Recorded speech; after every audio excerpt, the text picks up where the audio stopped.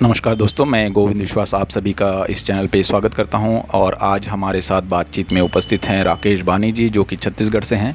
तो आइए उनसे उनके जन्म के विषय में, उनके पढ़ाई के विषय में, उनके काम के विषय में और बातचीत करते हैं और उनका स्वागत करते हैं। तो बहुत बहुत स्वागत है राकेश जी आपका। मेरा नाम राकेश बानी है। मेरा जन्म छत्तीसगढ़ में हुआ और लेकिन वर्तमान में मैं कुरुक्षेत्र विश्वविद्यालय कुरुक्षेत्र में एक शिक्षक के तौर पे यहाँ पर कार्यरत हूँ। जी राकेश जी, आपका जन्म स्थान छत्तीसगढ़ में कहाँ है और आर्ट के प्रति रुचि कैसे और कब शुरू हुई आपकी, इस विषय में दर्शकों को कुछ अवगत ज़रूर कराएं। छत्तीसगढ़ राज्य के एक छोटे से गांव में जिसका नाम करगी रोड कोटा है, वहाँ हुआ। और मैं स्कूल में बहुत सारी अपनी ड्राइंग्स में और अपने नोटबुक्स में बायोलॉजी और ज्योग्राफी के ड्राइंग्स किया करता था। तो ये सब देख करके हमारे शिक्षकों ने, स्कूल के शिक्षकों ने बहुत एनकरेज किया उस टाइम पे। और मेरे एक ज्योग्राफी के टीचर थे, उन्होंने मुझे प्रेरित किया कि तुमको फ़ाइन आर्ट की तरफ जाना चाहिए।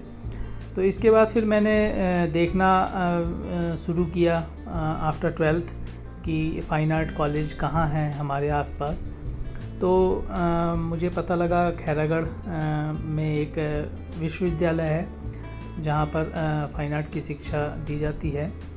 तो बस मैंने वहाँ एडमिशन का प्रयास किया और एडमिशन मुझे मिल गया। उसके बाद धीरे धीरे हमारा 5 ईयर कोर्स था बैचलर डिग्री का। तो 2 साल फाउंडेशन कोर्स किया हमने। वहाँ पर हमारे बहुत सारे शिक्षक थे जो बहुत लिमिटेड शिक्षक थे लेकिन बहुत अच्छे शिक्षक थे। तो उनसे हमने एजुकेशन लिया। फिर उसके बाद स्पेशलाइजेशन के लिए मैंने ग्राफिक्स विषय को चुना और फिर मेरी जिसमें हमारे हॉस्टल के बहुत सारे हमारे सीनियर्स जो थे उनका योगदान रहा मुझे मेरे काम को डेवलप करने के लिए। और मेरे शिक्षक वी नागदास जी का बहुत आशीर्वाद रहा। इसके अलावा हमारे और भी स्कल्पचर के शिक्षक थे शिव प्रसाद चौधरी सर, उन्होंने भी हमेशा प्रेरित किया अच्छा काम करने के लिए। तो इनका आशीर्वाद हमेशा रहा और मैंने अपनी एजुकेशन खैरागढ़ से ही प्राप्त की, बैचलर और मास्टर डिग्री दोनों ग्राफिक्स। जी, ग्राफिक्स में बहुत सारे अलग अलग माध्यम हैं और दूसरी बात ये कि इन माध्यमों में काम करने के लिए किन किन बातों का ध्यान रखना पड़ता है। देखिए, एचिंग मेरा बहुत प्रिय माध्यम है और इसमें काम करने के लिए बहुत सारे टेक्निकल प्रोसेस से आपको गुजरना होता है, जिसमें मैं हमेशा ये मेरी कोशिश रहती है कि मैं अपना कॉन्सेप्ट जो है वो मेरा पहले से ही तैयार होता है कि किस माध्यम में उसको करना है। और जनरली प्रिंट मेकिंग करने के लिए आपको पहले ड्राइंग का और कलर्स का ये सब कुछ आपको पहले ही पता होना चाहिए, तभी आप उसको ट्रांसफ़र उस मेथड को आप प्रिंट मेकिंग टेक्निक्स में आप उसको डेवलप कर सकते हैं। तो यही मेरा भी सेम प्रोसेस होता है काम करने के लिए।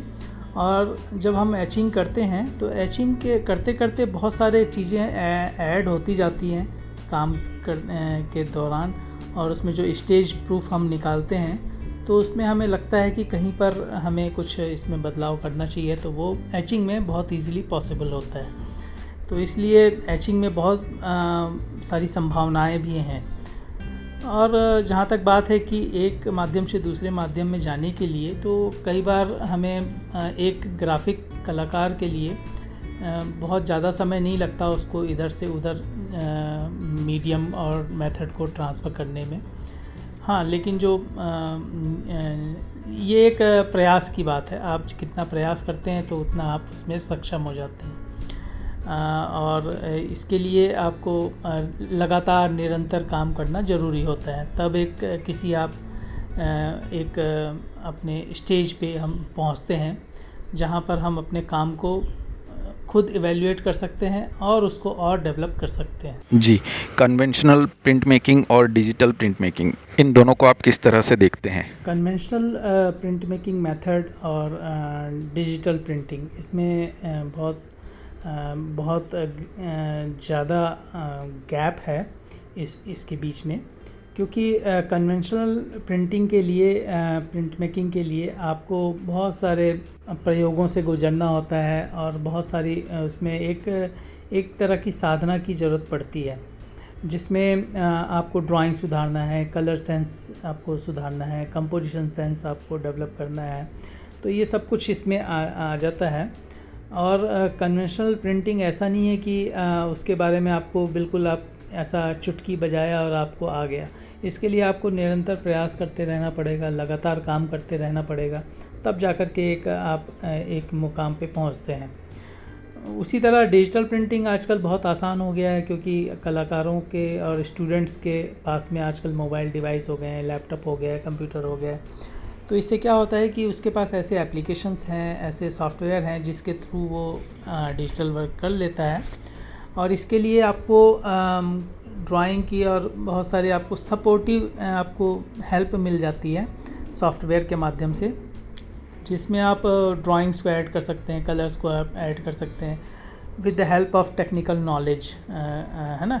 तो ये जो चीज़ें हैं ये बहुत तेज़ी से इसका प्रभाव बढ़ता जा रहा है, और ये कई सारे यंगस्टर जो हैं, कलाकार हैं, उनको बहुत आसान लगने लगा है। तो उसके माध्यम से ये भी एक नई विधा है, लेकिन अब दोनों को अगर हम कंपेयर करें तो इसमें एक गैप बहुत है। दोनों को हम अलग अलग कला माध्यम के तरीके से हम उसको एनालिसिस कर सकते हैं, उसको हम स्टडी कर सकते हैं। जी, ग्राफिक्स में न्यूड का इस्तेमाल बहुतायत किया जाता है, उसके पीछे क्या रीज़न होता है? ये मैंने बड़ौदा में भी देखा है, आप क्या सोचते हैं? कलाकार की नज़र में अगर हम देखें तो जो ह्यूमन फिगर्स हैं उसमें हमें बहुत सारे कुछ लाइंस, कर्व्स, तो टोन्स ये हमें देखने को मिलते हैं। तो इसलिए मैं भी इस तरह का देखता हूँ, ऑब्ज़र्व करता हूँ, तो मुझे बहुत इंटरेस्टिंग लगता है। और मैं उस ह्यूमन फॉर्म्स को रिदमिक बनाने के उद्देश्य से मैं अपने काम में उसको जगह देता हूँ और उसको डिपिक्ट करता हूँ।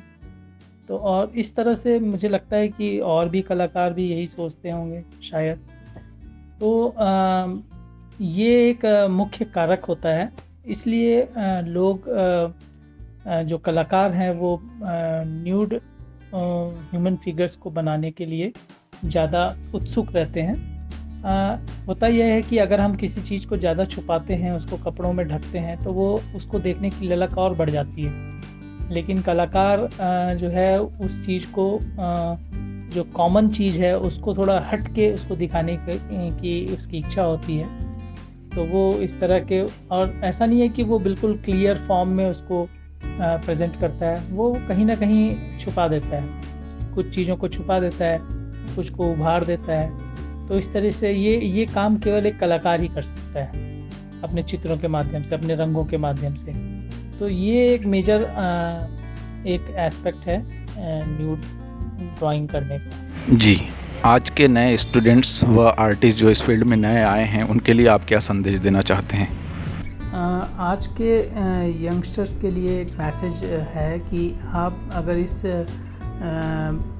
सब्जेक्ट में आप एजुकेशन लेना चाहते हैं तो पहला 1 साल का फाउंडेशन कोर्स होता है, जिसमें आपको अप्लाइड आर्ट, पेंटिंग, स्कल्पचर और ग्राफिक्स, ये 4 विधाओं में आपको उनके बारे में आपको बताया जाता है।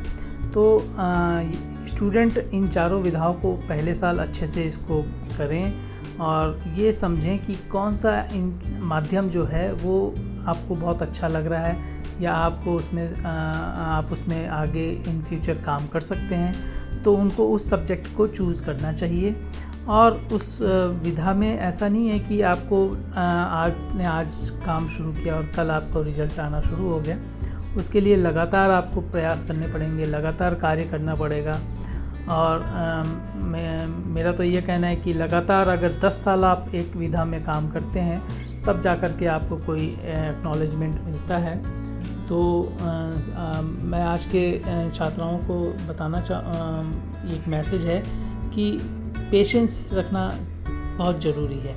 पेशेंस रखना और एक कला साधना, एक रियाज़ करना बहुत ज़रूरी है। डेली आप कुछ ना कुछ ड्राइंग्स करें, ये स्केचिंग करें, ये बहुत ज़रूरी है। अगर आपको एक अपना कला को आपको एक करियर के तौर पे आपको अगर डेवलप करना है तो यही मेरा मैसेज है।